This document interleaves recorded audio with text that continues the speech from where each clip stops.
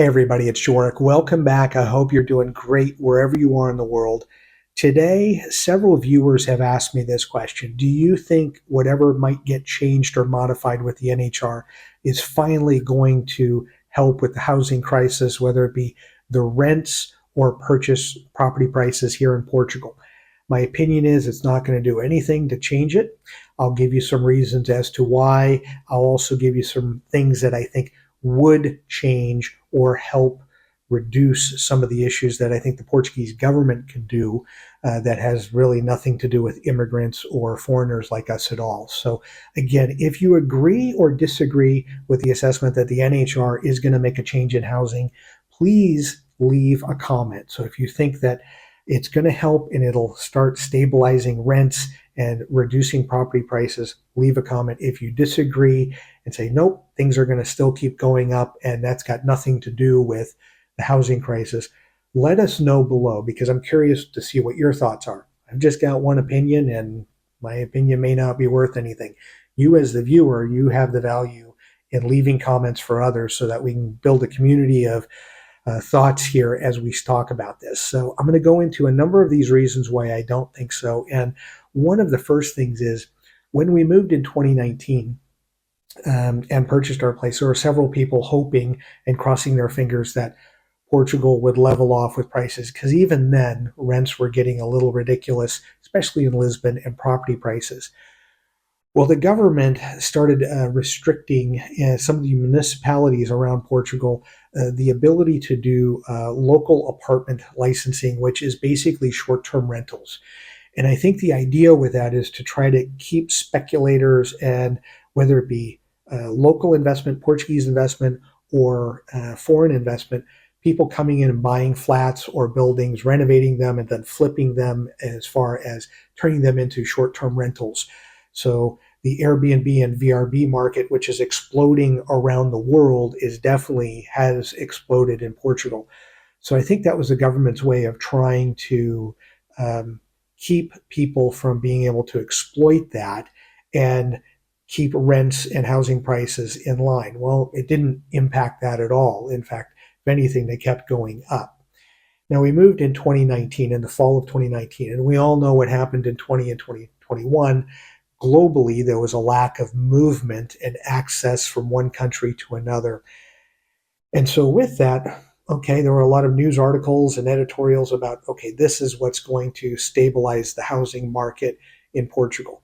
Well, it didn't. If anything, rent prices and property prices skyrocketed. They for no, I shouldn't say no reason, but it didn't seem like there were that many people coming to Portugal that would indicate or have the money to spend all kinds more in rent or in a property price. But it happened. So the global shutdown didn't impact the housing issue here in Portugal.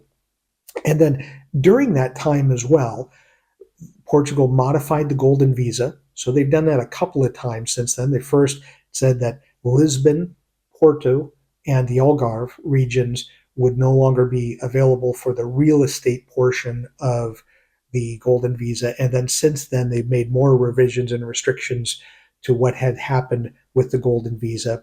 But that didn't curb, I don't believe, the rents and the housing prices, because looking at Idealista, things kept going up.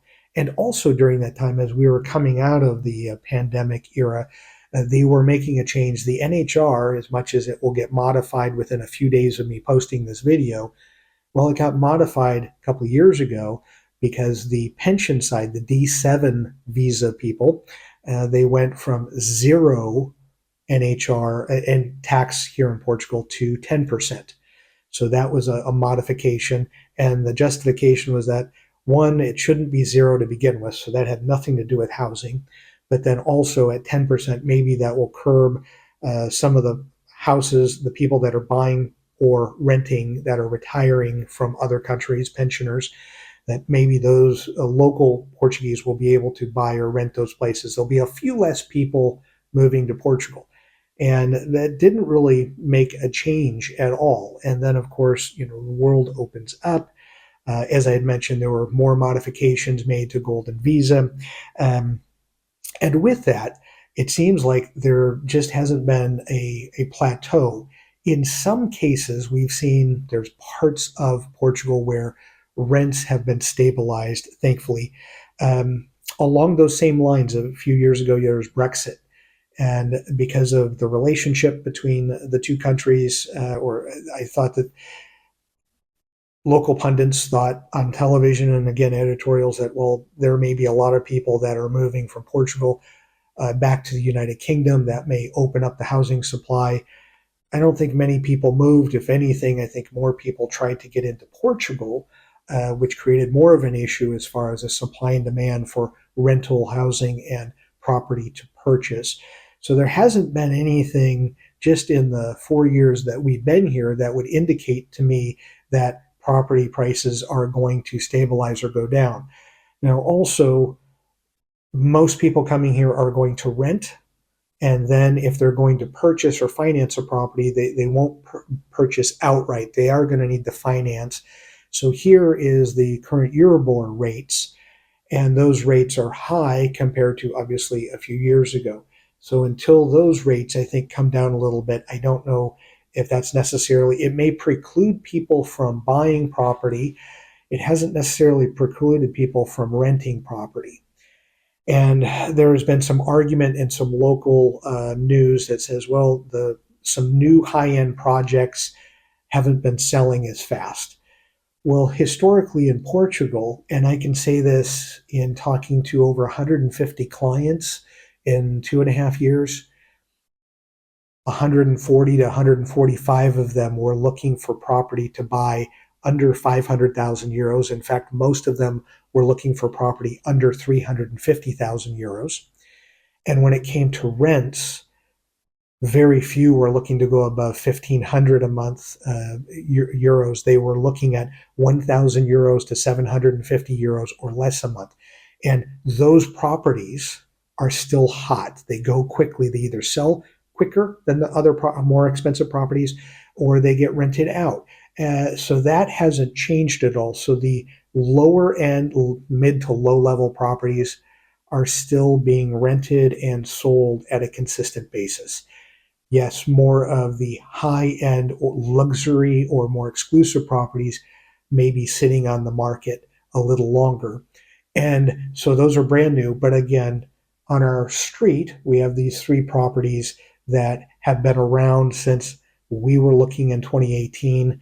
Again, as they go through different listing agents, they still want over €500,000, 5.25, 550, and like 675, I think, are the actual prices for these places.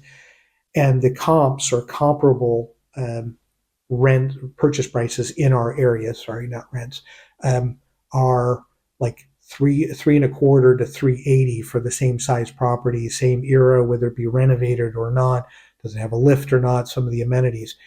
So some of those places have been overpriced for a long period of time, and if they come down to what would be a comparable price, they'd be sold. I think some of the new properties in Lisbon, I think the developers, wherever they're from, are reaching a little bit and looking for obscene amounts of money. And again, with the golden visa not being available for property, so there's no advantage to spend more for a property than you need to.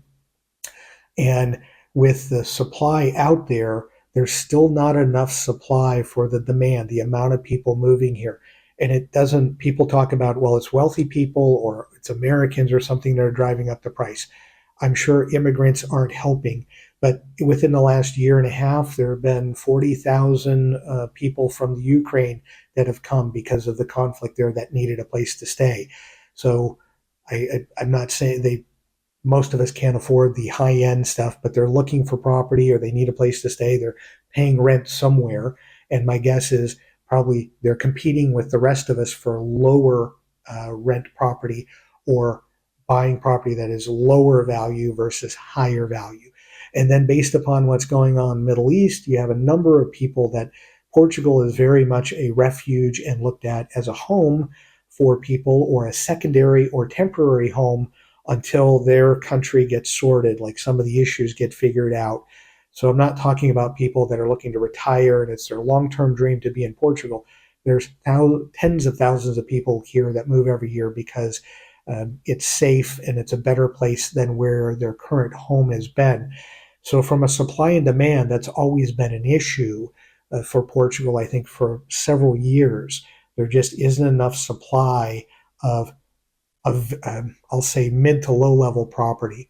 There's expensive stuff that not many people can get into anyway, but the mid range and low end stuff, there just isn't enough out there.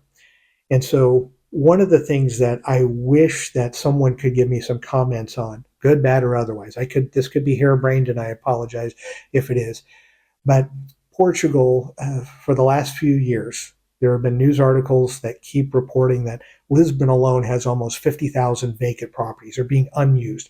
And what I mean is they're owned by somebody, just the property, the flat or the building is unoccupied. In our building, our ground floor has 3 apartments. No one's in them. The families, the kids or grandkids of the people that have passed away own it, but they're not doing anything with it, and they may not have any intention. And then also, it's been reported almost 750,000 properties across Portugal are empty or could be habitated by someone. And so what I'm questioning here is that there's a lot of speculation and a lot of blame that gets put on when Golden Visa changes, NHR changed those things. And I'm not here to argue the pros and cons of NHR or Golden Visa, but if there's almost 750,000 empty properties that could be used, couldn't the Portuguese government buy those fair market value and then renovate or rent them out to Portuguese only families at a lower level rent? And then the ones that they're looking to sell specifically to Portuguese and have it be a low level compared to what's going on now. So it would help reduce the comps and reduce the overall prices of property, not just in Lisbon, but around Portugal, and have Portuguese live in them. Maybe it's a situation where they have to keep it for, let's say, 5 to 10 years before they could sell it. So that isn't a situation where they would buy um, a cheaper property and then stay in it and then flip it in a year or two. Maybe they'd have to stay in it a certain amount of time, but then exclusively for Portuguese and not Portuguese investors and not for foreigners, but for locals to be able to get better deals on rent and to buy.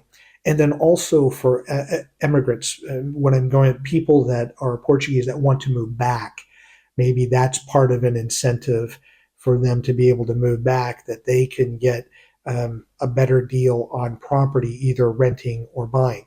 And if you have that much property, 750,000 out there that Portugal says is out there, couldn't the government invest in the Portuguese in that way? I'm completely speculating. I don't know what the numbers are and what the cost would be for doing something like that, but it seems like that would help resolve the supply and demand issue because, again, there isn't enough supply to help with demand. So if they were actively going out and buying these properties so that they get used versus sitting empty for sometimes years or decades, that may be a way that, let's say, over the next 5 to 10 years, the supply grows. So we're not just focused on new properties. We have old properties that are being renovated and fixed up and being rented or sold. That I think that might be a way that the government can proactively help Portuguese and also make all property maybe more affordable for everyone that may be looking to come here.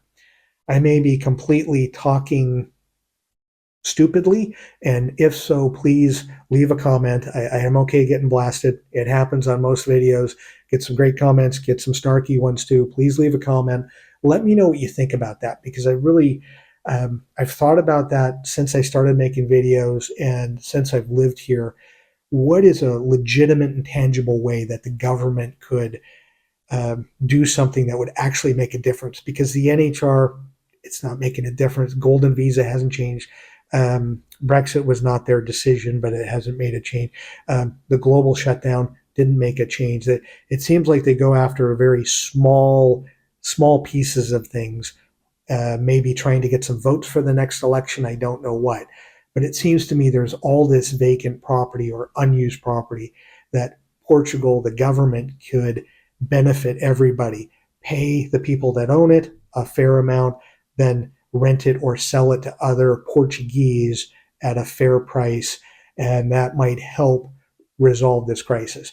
If I'm crazy and out of my mind, let me know. If I might have an idea that might have some sticking power, please let me know that too. As always, thank you so much for taking the time to watch this video, and enjoy your travels.